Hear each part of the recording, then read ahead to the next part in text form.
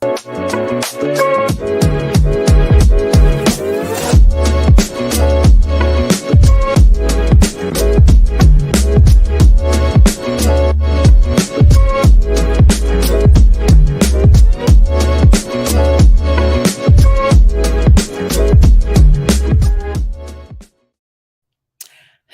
LEC community, and welcome to another Ask an Educator.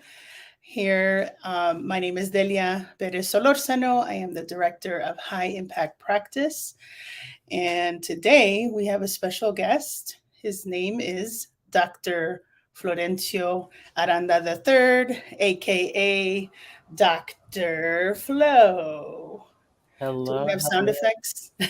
That'd be great, right? The water waves or something. Yes, yes. Or like the crowd. Whoa, yes, that'd be The amazing. crowd's gone wild. We'll It's work on great that. to see you, Delia. Thank you for the opportunity to be here, and I look forward to sharing space with you and everyone out there in our virtual world. Just excited for this beautiful opportunity. Thank you again. Oh, you're welcome. You know, when Ivan connected us, Ivan is our director of digital experience in the LEC. When he connected us, we connected too quick. Like, ya eres mi hermano. No sé si hermanito o el hermano mayor, but you're my hermano, right? Right, that's true. I felt right away, I'm like, where has she been my whole life? I'm like, Yeah. this is perfect. So thank you, Ivan. If you're listening, gracias. It's been beautiful getting to know you over these past couple of months. And Ivan and I go back at least a year or two, and he's awesome. He's been such a wonderful colleague and friend, and just a champion for education. Absolutely. Yes, you know, on Monday and Tuesday we had a retreat with all the colleagues in the LEC, and I think it's public. He's my favorite. He's my So, favorite too, pero no le digas, okay? okay, no le digo nada. Well, tell us a little bit more about yourself. Where are you from? What do you do? How do you engage with the TCU and your community? Absolutely. So, I am from a small rural town in West Texas called Presidio, Texas. It shares a border with Ojinaga, Chihuahua, Mexico. I grew up there. It was such a beautiful experience. Comunidad was very big for us. I grew up bilingual, bicultural, bilateral. I tell people 1 minute I was in the Mexican side, celebrating a quinceañera, and then 10 minutes later, we're on the American side celebrating a sweet 16, Cinco de Mayo, 16 de Septiembre, and then 4th of July. That was so instrumental for me just as a person because it really helped me just view the world as a person who could take on two perspectives, right? Mi abuelita siempre me decía, Florencio, tú puedes hablar y conectarte con el mundo español y con el mundo en inglés, ¿verdad? And so it was a beautiful upbringing.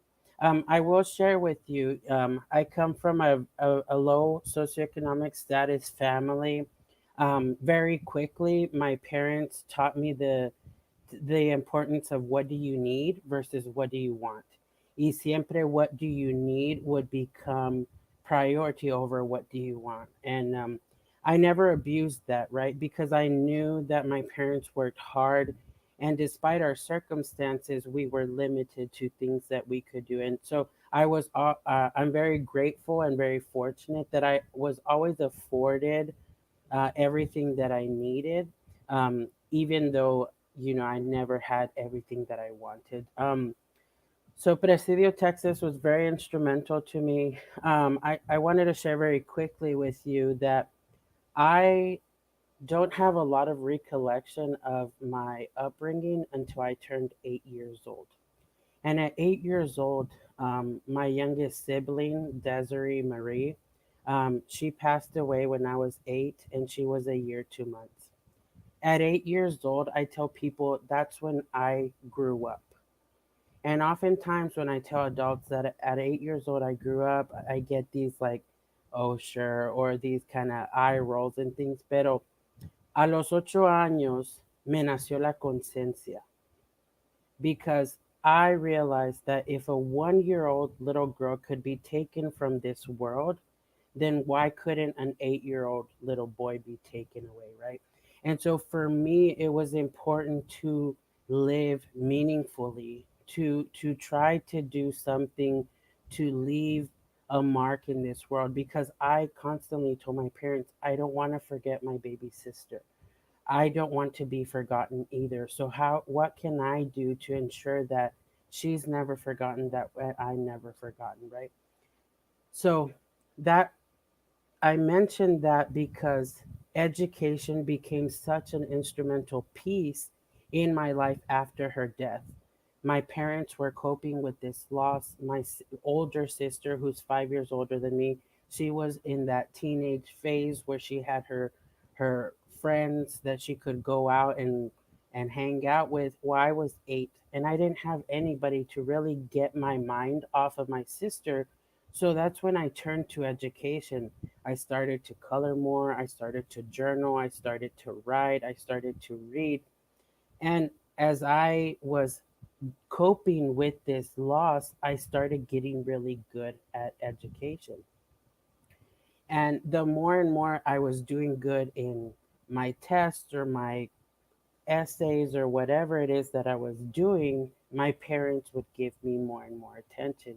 It sounds selfish, but as an 8 year old little boy, that's what you long for, right? Your parents' affirmation and affection and support.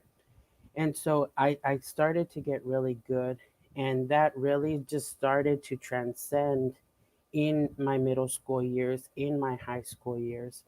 And I remember when I was a sophomore in high school, my parents sat me down and they said, promise us that you won't forget where you come from. Prométenos que serás alguien importante en esta vida y que no serás nadie como nosotros, and that you will never give up. So, those words were the foundation of everything that I started to do. Here were two extremely influential people in my life that were thinking that they were nobody, and that they thought that they had failed as parents. And let me give a little bit of context. They had married at a very young age. My mom was 16. She was a high school dropout. And my dad had obtained his high school diploma, and he was 18 when they first got married and had my sister. Fast forward, I was born 5 years later, and then fast forward, then my baby sister was born.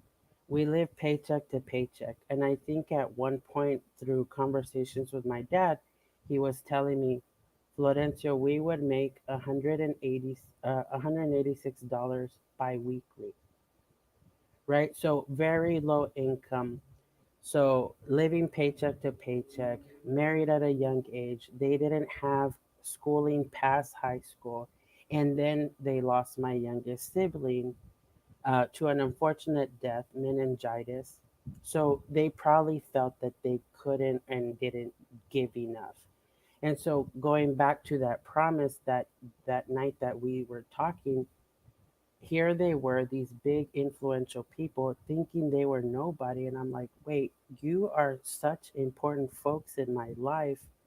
So I took their words and I really ran with them. Prométenos que serás alguien en esta vida y que no te olvidarás de dónde eres, right? So I knew that I wanted to keep my promise to my parents, and I knew that I could become somebody in this world through educación, right? And I knew that I had to do it for them, but also for the community that I was in. Very rural, very limited, limited opportunities that are there. The comunidad is there, the people care and support one another, but the resources were very limited for people. So I know that I'm giving you a very long answer, but this is me. This is my story, right? From there, that promise, I took it, carried with it during my When I matriculated at Texas Tech University for my undergrad education, I finished that education in 3 years. Um, when I was ready, or when I started at Texas Tech University, my parents me dieron su bendición and $200 because they had used the money that they had to purchase me a car. So this was all they had. They gave me their blessing, $200 and a new car, and they said, "Good luck, mijo." Right? And so here I was now leaving a town of 3,000, 4,000 people to a university with 28,000 people. So it was culture shock. And then reality set. I was Latino, a male, low socioeconomic status, first gen, from a limited rural town with limited finances, remedial student, right? Academically, I was not ready or sound to take that course load at a predominantly white institution, right? And so all of these factors, people would say, oh man, I knew people were looking and thinking, this guy's not going to do it, ¿verdad? But I used that. I used those factors and I said, I could become this statistic, right? The one that falls through the cracks, that doesn't make it, that goes back home, that starts working this hazardous job, dead end job, right? Limited finances. Or I can try my absolute best, use these lived experiences to fuel me, to drive me to become another form of statistic, right? One that obtains a college education. And so I use those factors to really drive the work that I did. And I was very blessed that I finished my undergrad in 3 years there at Texas Tech. I had the goal of going to law school and was denied by every single law school that I applied to. Pero mi abuelita, que falleció hace 3 meses, esta mujer, this lady, had an education that didn't go past second grade, and she told me, Florencio, Dios no se equivoca. So here I was believing these words. My grandmother was saying, God doesn't make mistakes. And within a week, Delia, I was offered the opportunity to get my master's paid for. And all I had to do was teach beginner level Spanish classes. So I kept going with that master's degree there at Texas Tech, graduated, and then kept on with the PhD. And while I was in the PhD, something really happened that was very profound for me. As I looked around, there were people of color, but I was the only Latino male in my program. And I'm like, here I am at a D1 institution in Texas, and you're telling me que soy el único Latino, ¿verdad? And so instead of getting big headed, right, and thinking, yeah, I did it, I'm good, right? On the contrary, it made me really reflect and think, what have I done? What opportunities have been afforded to me that I have been able to sit here, to occupy this space, right? So that's what drove my then research to look at the factors impacting education for Latino males. And through doing that work, I got more involved. And I won't give everything because I know we have more conversation to go. But as I was going through that schooling and I was obtaining that education, I was at this verge now of finishing my fourth degree, my PhD. And I realized that, yeah, that as I was getting those pieces of paper, like the one that's back here, I was like, hey, that education, it doesn't belong to me anymore. It belongs to the people that I want to serve. It belongs to the comunidad. It belongs to those that weren't afforded the same opportunities that I did. right? And so I owed it to them. I owed it to my parents. I owed it to everyone else to do that schooling. And so when that urgency for that social responsibility to give back, to do more for the community came in that doctoral program, my mind shifted, and I was like, I need to stay in higher education. I need to work with students, and I need to do DEI work so that the students of color, students from historically underrepresented populations, students that have been systemically oppressed no longer go through what I went through, right? And so for me, it became this mission to pay it forward, to be that sound rock for folks that wanted to be afforded the education opportunity. And so that's what's led me to my career in student affairs, in DEI work, and now as the assistant director of diversity and inclusion. And moreover, that also led me to this civic responsibility to not only do the work in higher education, but also through nonprofit organizations. And I'm very proud to say that I'm the state president for the Texas Association of Chicanos in Higher Education, because for me, it was not about just doing the work in higher ed, but also doing the work outside with the focus in higher ed. So very long-winded answer, but that's who I am, right? I where I come from and a little bit of what I do. Absolutely. Wow, what a beautiful intro. What a beautiful story of who you are and where you come from and what has shaped you, Absolutely. right? And And I know and I've told you and I'll share with you, but I'm very open, right? I love to be open because and vulnerable and show raw and authenticity, because soy quien soy, and I want yes, you to see exactly who I am and what it took to get here. yes, I love that. I love that. Embrace authenticity, which is one of our core values as well. We lean into that every day as much as possible, and in spaces, and whether we're in our own spaces, in the community that we're serving, or in places and spaces where we're advocating, right? Mhm.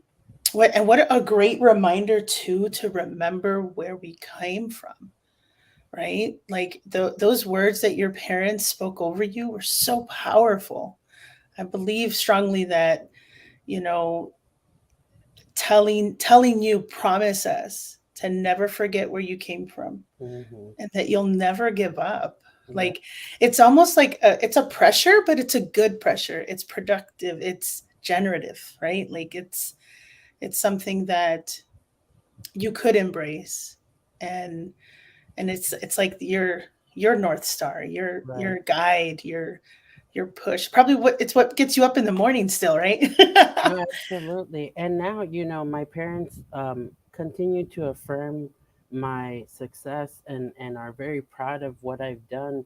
But now I have little eyes, my niece and Hmm. nephews looking at me, right? Saying, "Oh, that's Theo's school, that's Nino's school." Hmm. And Theo is doing that. Wow, right? So I have these little set of eyes that are really telling me, Florencio, get up, keep going, right? Even when things get taxing and you're tired and you feel defeated and you feel like you can't, I get up for them, and I get up for the other faces and eyes that are looking to me to set the Hmm. example, right? Oh, absolutely. I was going to say that too. Like, how many folks that are tuning in an hour later can also relate to that, being the only Latino or Latina or Latinx person in a room, right? Or in a majority white institution. I'm living in that space right now in my doctoral program, and we'll talk about that later, okay? Yep, yep. Let's do it. um, but yes, so you've talked a little bit about your leadership story, and well, really your upbringing and your journey as a student. and even a little bit about your professional. But I would love for you to share anything that's relevant to credit, like your current role, where you're at today. Absolutely. And I tell people that it took a barrio, una vecindad, as people say, our tribe, a village to raise me. Not only to raise me, but just to help me get through. I can't, I'm not Dr. Florencio Aranda III without those many giants that aided me, that allowed me to stand on their shoulders, that paved the way for me, because I couldn't have done this alone. And I always tell students that as they embark on their higher ed journey, I tell them up front, I said, hey, you want to know the biggest secret I can tell you? You're not going to do this alone. And if you think you can, you're wrong, right? And I'm not one to ever impose any type of thought on students, but I tell them this is the reality. You're gonna need help. You're gonna have to ask for guidance and support and all of that. So I really credit God, my parents, my grandma, she would always, and my grandpa, they would always tell me con Dios y con humildad todo es posible, right? To my sister, my godmother, just mentors, people along the way, and also credit, people that didn't believe in me, and I say that because they drove me to prove them wrong. They drove me to show that even though you might doubt me, let me show you, right? I also like to thank, any student that has allowed me to engage in their journey, because that's really what's fueled me to keep moving forward, to really do the work that we do con pasión y con propósito, right? Not so you always hear, oh, I'm passionate, sure, but are you purposeful? Are you intentional in what you do? And so, being the assistant director of diversity and inclusion here at Texas Christian University, has really allowed me just to expand and work with an array of populations, to provide that sense of belonging, that sense of community to them, right? And I do it with intention and with passion um, because I was afforded that opportunity. I had those mentors, those resources on campus that were really helping me along the way. So, just everybody, everybody, and most importantly, God. Because, like I said, I'm very blessed to now be in a different statistic, right? I've entered Yes. this elite space where I am part of the 2-3% of the world with a doctorate. But as a Latino male con un doctorado, that means something, right? And that's important to me. Pero no me olvido de todos los que me han ayudado. And for that, I wanted to say thank you. If you've been a small or big part of my life, you still have impacted me in so many ways. And impact is such a big thing. And even if you can give the smallest type of support and help, you have no idea how much of an impact that creates on others. So thank you to everyone who impacted my life. Absolutely. Um, I would like to elevate this comment here from our LinkedIn. Alex Ruiz, thank you for tuning in. He says, in I'm living that in working with my institution and our target schools. It can be a challenge navigating it all while staying true to yourself. Absolutely. Absolutely. Yes. Do you want to comment on that No, for and Alex? I say keep being true to yourself, right? Because that's what you bring to the table. Bring that you are first gen. Bring that you're low income. Bring that you might come from a single parent household. Bring that you excel academically in math and science. Bring that you were raised by your grandmother. Bring all of that to the table, because that's what makes you you, and that's how you're going to connect with students, right? And I always tell people, si no si no te gusta lo que traigo, then you don't need me and you don't value me. Mm, Because this is the value that I add to the table. And if you don't like the value that I'm bringing to the table, me voy. Me voy y busco otra mesa where I can make things happen. Or I'm going to go and make my own table. yes. Oh, yes.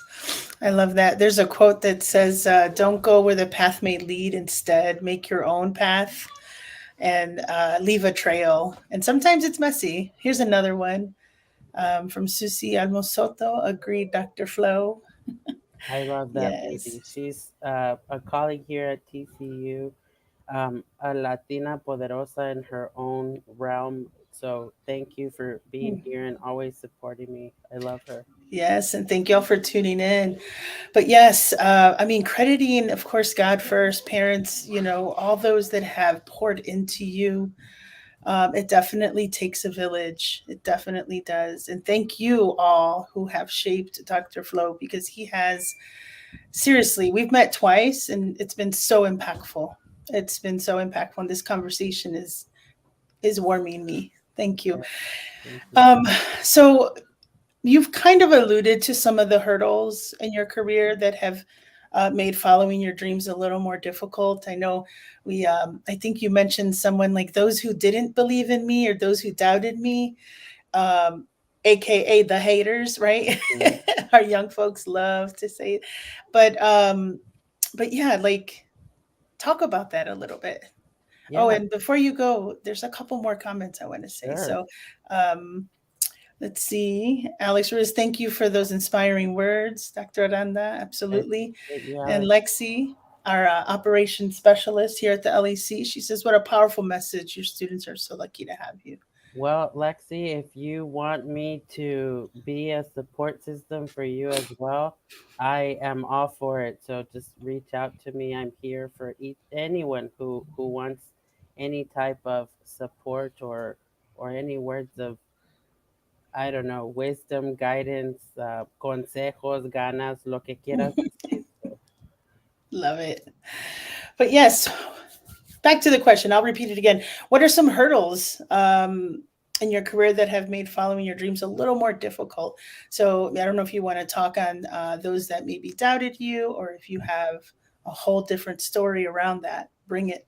I'm no, here for it. absolutely. So, I credit my immediate family, my parents, my sister, my maternal side of the family. They were very instrumental, very helpful. Um, However, on my paternal side, while I was supported in that they were saying, okay, go to college, there were family members who told me, ya deja de jugar a escuelita, que la escuela no es para un hombre. They even questioned my sexuality and what I could bring to the table because I was playing school.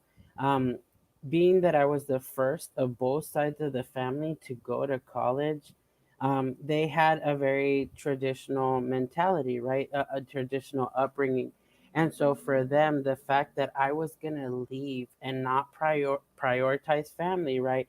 It was a lot for them. And so, um, I was pioneering having to navigate these worlds where my parents were saying, tú dale, con todo, si, no te dejes, no te rajes, right? Like, and as vulgar as that might be, the rajar, my grandpa, on my mom's side, siempre me decía, usted no se raje, siga adelante, ¿verdad?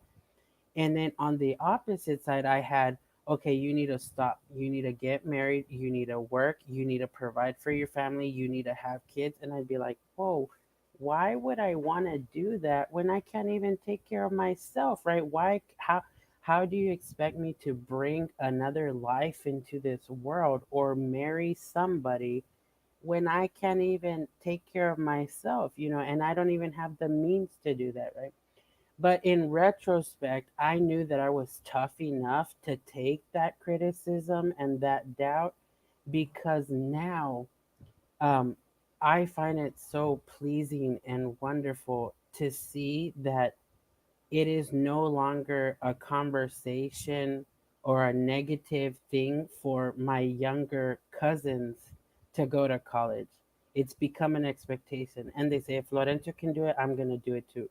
And I find that so wonderful because it was tough, right? Having to hear that, having to have that pressure. But if I could alleviate that for them, I'm so blessed for that. So that's more of the traditional family. The other difficulty is that as I was progressing through school, um, I was a full time student the entire time, and I went through and got all of my 5 degrees, back to back to back, right? And so I would get this, from colleagues that, when I was a part time employee, or student or whatever, I'd get a lot of, oh, but you don't have the experience and you don't understand higher ed. And I'm like, I've been in higher ed since 2004, but because it's not full time, you claim that it's not relevant experience. I'm like, I literally am engaging the same way you are, except you're doing it 40 hours a week and I'm doing it 20, but how is it not relevant, right? And so I had to justify and clarify to a lot of those colleagues that would claim that I didn't have the experience because I was part time employed while I was pursuing the doctorate. Y luego, just being that I was naturally younger, pursuing the master's, the PhD, I'd always get like, "Oh, mijo, you're cute," right? There was this ageism, this idea that because I was young, I didn't have the knowledge or the intellect to be able to be in those programs, those advanced degree programs. And that would fuel me. I'd be like, watch me, and I'm gonna school you. And then y luego después they'd be like, colega, venga, ayúdenos. And I'd be like, ¿se acuerda cuando me decía que era muy niño? And they'd be like, oh, you know, you know what I mean? So, just different hurdles of non-believers, people that didn't think I had the experience or the knowledge to be able to do it. But that made me just double down and work harder to prove them wrong, and to just to show that regardless, if you do know, if you are ready, if you're apt, if you are, prepared, you can still find a way to succeed if you just focus, commit, and do the work. Absolutely. And, I could definitely relate to, like, I think after my associate's degree, I had some family members say, ¿Por qué tantos títulos? Like when I was going on to get my bachelor. Hmm. And then I have a cousin too that's on my Mexican side. She's half Mexican, half Jewish.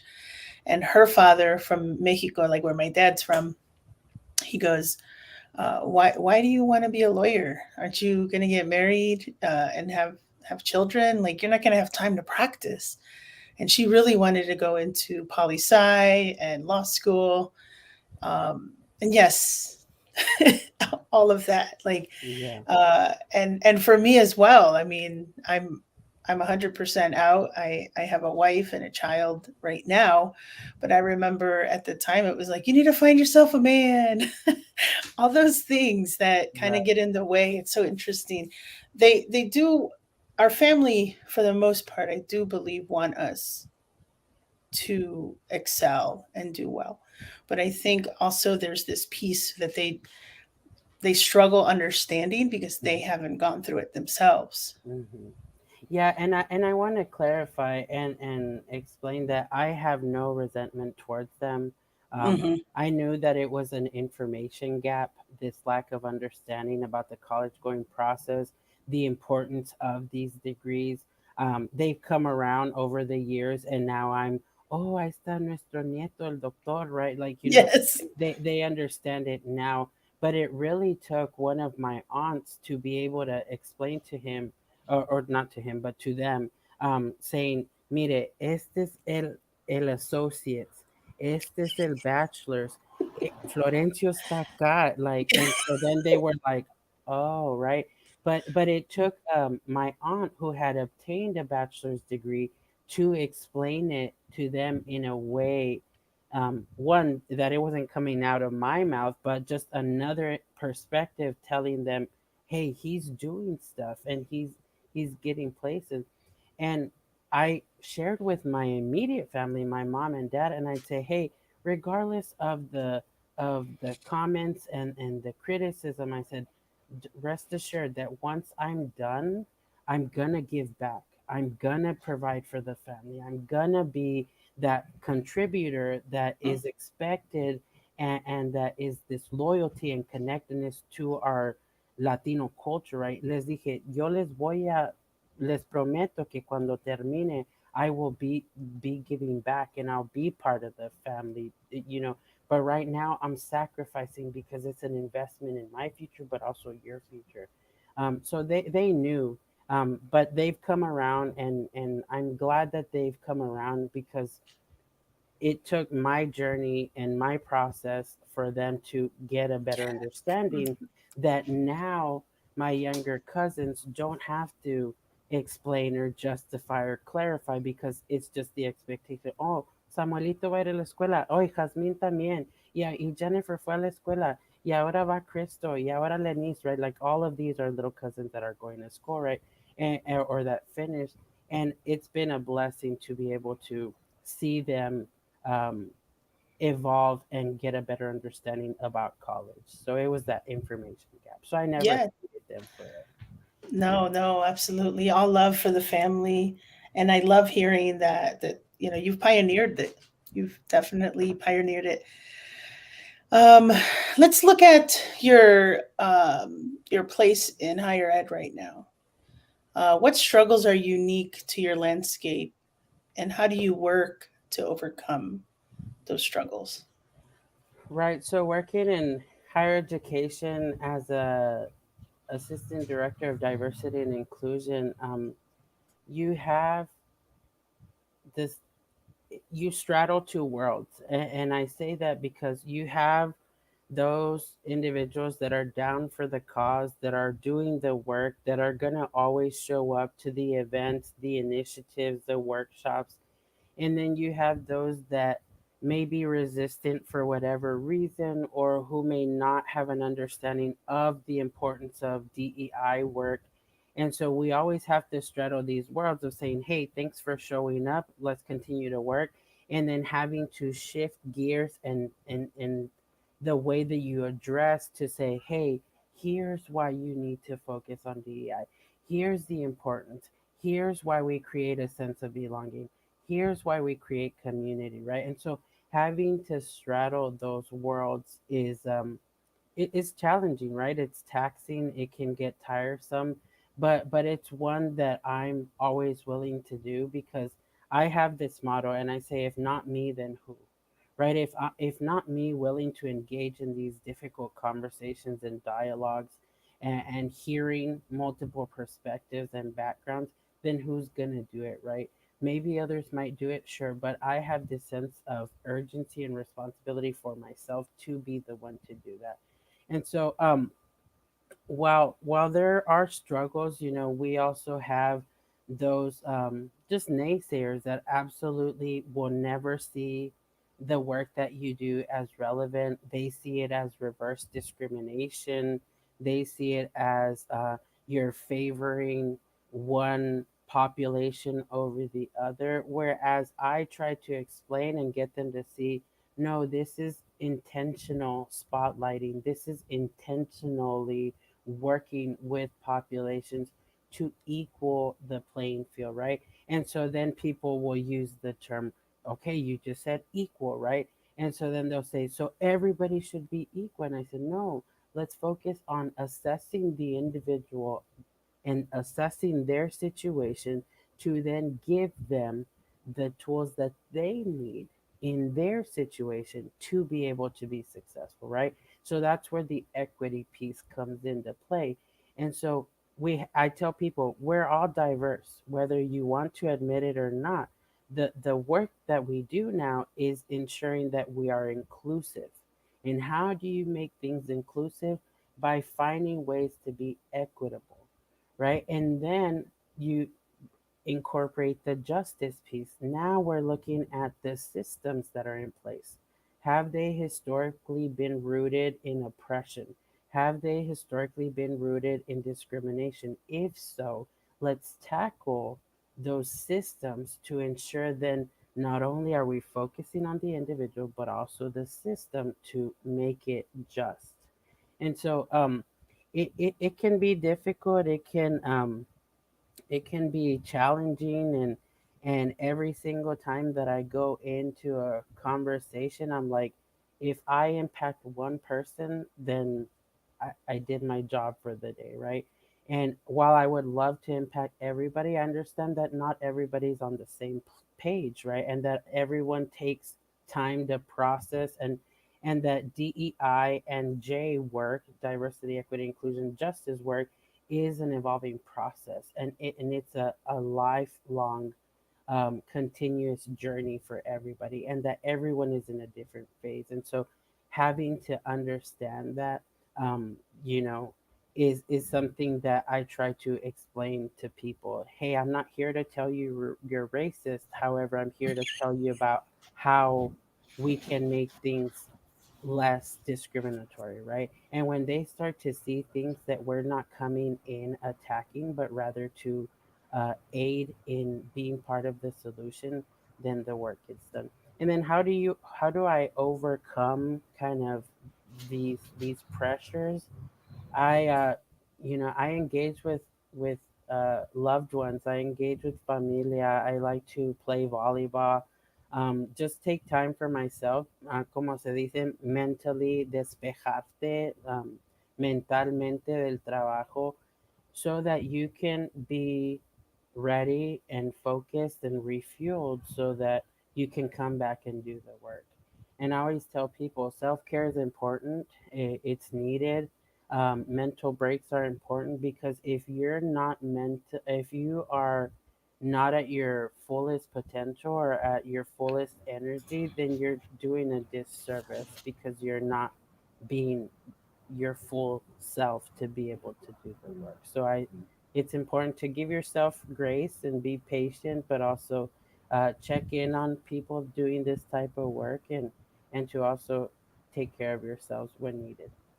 I love that. Yes. Wow. I love how you started saying, like, I explained the importance of DEI and J to folks, and I just learned so much right now. And it's reminding me, I'm gonna kind of elevate some things that are going on, as you know, in Florida, and then locally here, at Green Valley, Missouri, and then in Ottawa, Kansas, right? Um, the use of any flags other than like the U.S. Or like the state flag are no longer allowed, and they're being really vague with the writing, but it's really about the safe space stickers, etc. How do you handle something like that? Because it is like you mentioned, you're assessing the situation and you're giving them tools that they need, right? You're looking at it from through an equity lens, um, and you're talking about inclusion, right? Like, how do you address something like that? Right. I would say that each situation is different, and that and depending on how many stakeholders have a hand in the matter, is how convoluted certain things can be. Whenever I have to engage in difficult rules or policies that are in place, I always try to understand the opposite side, get an understanding of where they're coming from, right? Because I always tell people, if I'm here to simply tell you what to do, then I'm not really being an advocate for inclusion, because I'm then imposing my thoughts and beliefs on you. And so really coming to the table, hearing both sides of the part of the situation, and then this might seem for some like a cop out answer, but I'll be very truthful. at times there's going to be times that there's nothing you can do, right? And part of DEI work is that you also have to realize that you have to be okay when people don't see or think or feel or engage the way that you do, right? And so oftentimes when I see situations that are happening at the state legislature, right, try to assess them, try to see how we can tackle them through an equity lens. Try to bring all stakeholders to the table to see if we can come up with a solution. And if not, just accept that not everything is going to be fixed, and then try to move on or try to come up with solutions where both sides feel that are going to work. And so I know I kind of gave multiple answers, but I think Hmm. it really just depends, and it depends on the opposite side if they're willing to engage, to accept, to compromise, to find an amicable solution, because oftentimes they're there to not want to do anything. And so when that happens, you're like, all right, you kind of have to move on and focus on other things. Hmm. Hmm. No, thank you for your answer on that one, and your response, a thoughtful response. I think the greatest takeaway I just got from that is the importance of stakeholders engaging, and continuing that conversation and dialogue. Um, what keeps you going, Dr. Flo? What keeps you going? Wow. When I was thinking about this answer, it was the most difficult one, because I wanted to give this big, profound and poetic response, but really, what keeps me going is just the I for me it's I owe it to those who have been silenced. I owe it to those who started the process and for whatever reason weren't able to finish. Uh, I owe it to those that weren't ever given the opportunity that I've been afforded, and then I owe it to those that are looking at me to now use all this extensive education to make it happen, right? And so my my answer would be mi gente. Like I owe it to mi gente. And that could be comunidad, that could be mi gente here at TCU, that could be mi gente through Tache, that could be mi gente through the other organizations that I help lead, or that could be just, my tribe, the people that I care about, my family members, my niece, my nephew, just mi gente, right? I owe it to them. That's who they keep. That's what keeps me going, because at the end of the day, no soy nada sin ellos, pero ¿quién sería yo si no les aportara el mismo enfoque que ellos me dieron at one point? I love it. I love how you define mi gente. Like it's la comunidad. It's those that didn't that weren't given the same opportunities. It could be family. That's powerful. Right, I'm purposeful in not saying mi gente Latina, right? It's just mi gente, right? Whether Yep. you are of a different creed, background, whatever, as long as you're part of me and show Mm. me that we are invested in one another, you're mi gente, right? And put whatever term you want to put there, but as long as you're down for me, I'm down for you. You'll always be someone that I care for. So I'm very intentional about not just saying mi gente Latina, but just Hmm. everybody that's engaged in my life. I love it. Gosh, I love it. Thank you. You're welcome. Um, I'm one of your people for sure. I love that. um, if you had one thing that you wanted everyone you serve or work alongside with to walk away with, what would that be? It's only one thing. I would say persist. Mm, Yeah, and I always like to not say anything else after that. Just persist. Whatever it is that you're going through, whatever your journey might be, whatever your task at hand is, persist, right? Because there's people looking at you, there's people who didn't have that opportunity, there's people that don't want you to succeed, right? But there's people that are relying on you, that are needing you to be successful, right? You need to create that pathway so that others can come. And so I always like to say persist, but once you succeed, be humble, but don't forget to bring others with you. mm, Oftentimes, when I talk to people about being first generation and having 5 degrees, that bachelor's, the two masters, the PhD, and that master's in legal studies degree, um, I tell people I may be the first, but I need to ensure that I create opportunities for others to be there first. And the way that they can create their first is by having them persist and finding a way to make it happen.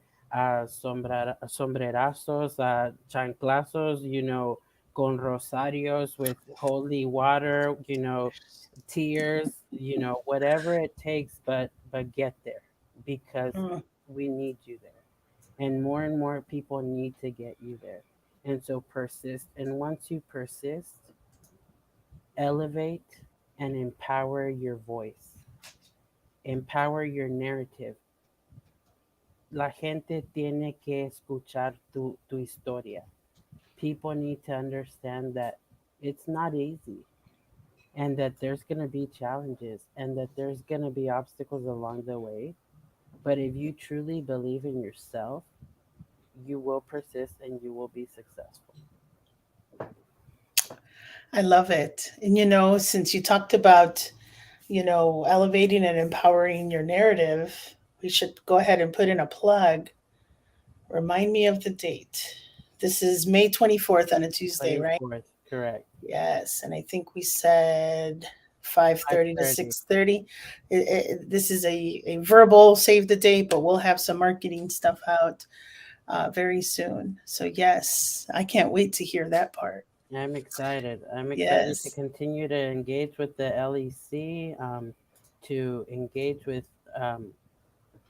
and build my comunidad, mi gente, yes. right? To work with one another, and I'm excited. I'm excited for what awaits us. Well, thank you for joining us today, Dr. Flo. I learned so much listening to you and about myself, and a lot of great reminders.